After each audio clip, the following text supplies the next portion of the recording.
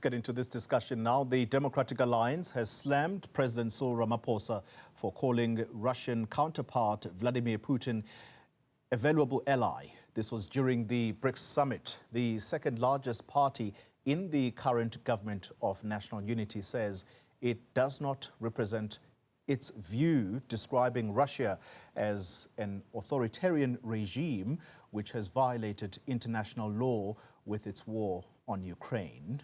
DA International Relations spokesperson is Emma Powell. She joins us this evening for reaction to what the president said in a bilateral meeting with his Russian counterpart. Ms. Powell, good evening to you and thanks for your time. What exactly is the problem for the Democratic Alliance when the president of South Africa says, and I quote, Russia is a valuable ally and a friend of South Africa? Good evening. Thank you for having me. Well, I think that the problem is twofold. Firstly, it seems as if the president may have forgotten that his party no longer enjoys an outright majority in government. And as such, the ANC are no longer at liberty to unilaterally determine South Africa's foreign policy positions without consulting their key partners in the government of national unity. That's problem number one.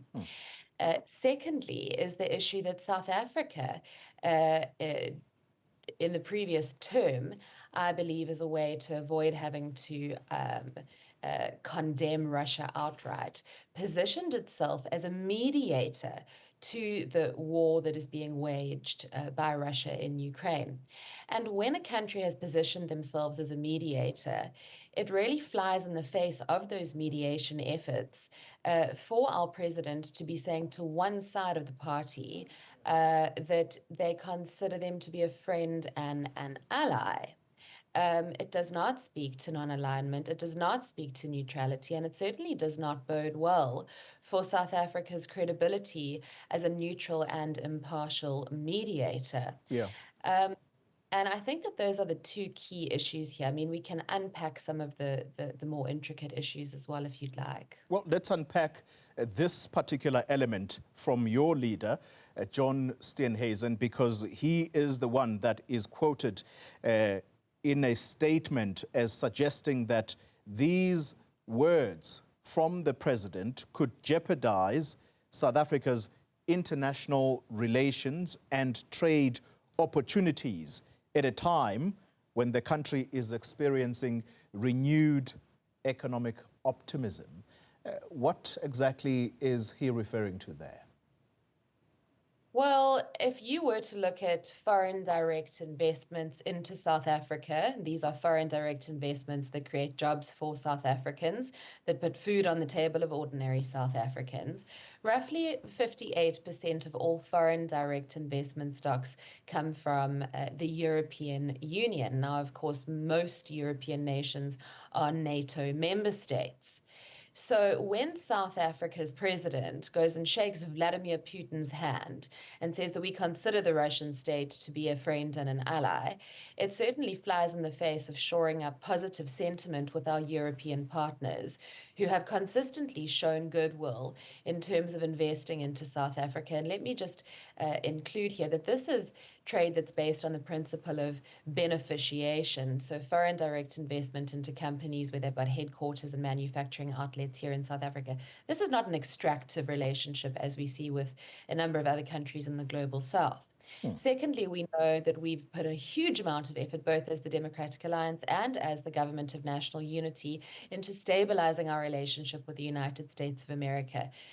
For the simple reason that the African Growth and Opportunity Act has a fundamental preface being that if a nation state that is party to this beneficiation treaty or agreement, essentially, it's not a trade agreement, it's a piece of legislation, but if a nation that is party to this agreement acts in a manner that is contrary to the national security interests of the United States, they risk being carved out. Right. Now, again, we know that AGOA itself creates about 100,000 jobs in South Africa. So this is the sentiment that John is talking to in terms of that remark. Okay. But I want to quote the president of South Africa once again, because he holds the view that, quote unquote, the BRICS formation is a beacon of hope and particularly its expansion, which now includes countries like Iran. Does the DA view the BRICS formation as a beacon of hope? Well, I think that it's important as a middle power, as a developing and emerging economy for South Africa in practicing its genuine commitment to non-alignment, that we do engage on a variety and within a variety of multilateral platforms. So when the BRICS expansion happened last year, we were absolutely not in support of the inclusion of Iran. And we consider Iran to be part of the axis of resistance that is causing a lot of the destabilization in the Middle East, with far broader geopolitical implications. So we're absolutely not in support of Iran's inclusion within that grouping.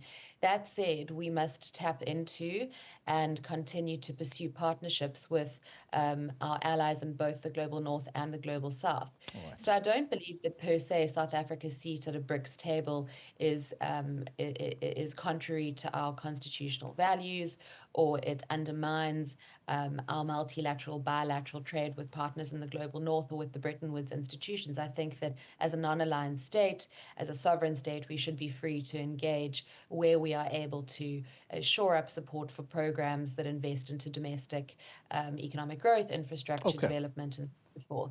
So I don't think that the problem here necessarily lies with BRICS. It lies specifically with Russia in this regard, given that they're waging an illegal imperialist war of aggression in a sovereign state, and that their president has been indicted by the ICC for war crimes. And if we just look at the hypocrisy, the relative hypocrisy in terms of the very sort of firm position that South Africa has taken at the ICJ in regards to what's going on between Israel and Palestine versus the president being well aware that Putin himself has been indicted by the ICC in regards to kidnapping over 20,000 children and the violations of the human rights of prisoners of war.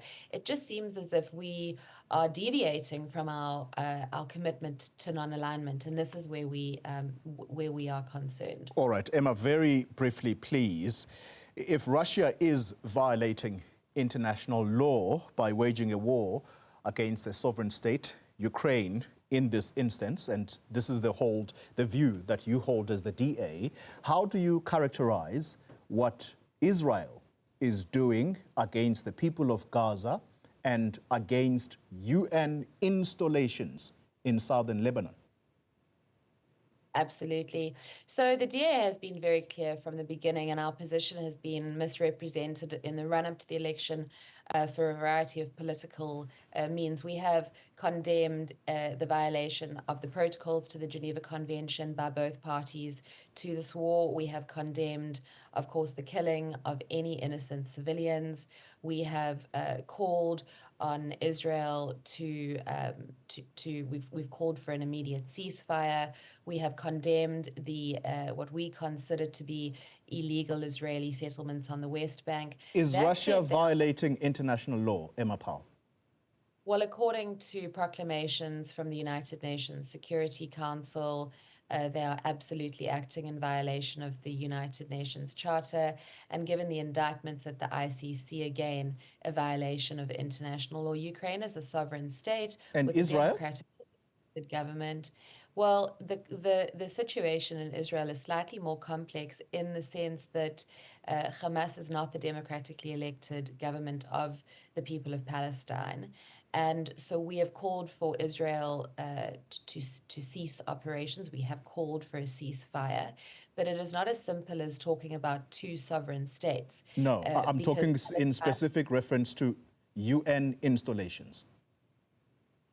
Well, the United Nations has made a number of resolutions, or adopted a number of resolutions in regards to calling for a ceasefire, a two-state solution, a mediated solution that involves the Arab world, and calls that ensure that there is no further escalation in the region, which, of course, now we see with Hezbollah firing rockets into Israel and Israel's retaliation against Hezbollah. We now see missile attacks Emma from Powell, Iran. I'm sorry, I have to interrupt you because of time constraints. I am really sorry for this, but the United Nations is an international body whose mission in parts of the world is to maintain peace, and its mission in southern Lebanon is being attacked and has been attacked on a couple of occasions by Israeli military.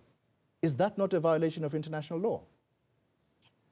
Well, if we were to look at, for example, the attack of Israeli territory by Hezbollah and Hamas operatives, I think that that's also a violation of international law, which is why the DA has been consistent in our calls for all parties to this abhorrent war to abide by the protocols of the Geneva Convention.